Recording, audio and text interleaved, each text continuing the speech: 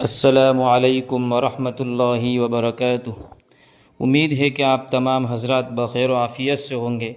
آپ تمام حضرات کی خدمت میں ایک بہت ہی بہترین دعا لے کر حاضر ہوا ہوں، جو کسی بھی چیز کے شر سے حفاظت کی دعا ہے۔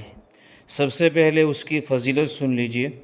رسول اللہ صلی اللہ علیہ وسلم نے فرمایا، جو شخص کسی بھی جگہ پر قیام کرے پھر یہ دعا پڑھے تو جب تک وہاں ٹھہرا رہے گا کوئی چیز اس کو نقصان نہیں پہنچائے گی۔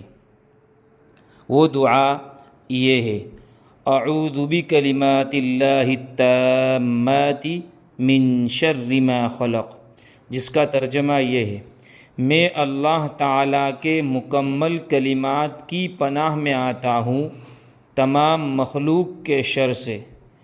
ایسے ہی مزید ویڈیو دیکھنے کے لیے آپ ہماری چینل نورانی باتیں کو سبسکرائب کریں تاکہ ویڈیو اپلوڈ ہوتے ہی سب سے پہلے نوٹیفیکیشن آپ کو مل جائے، اور اس ویڈیو کو اپنے دوستوں میں شیئر کرنا ہرگز نہ بھولیں۔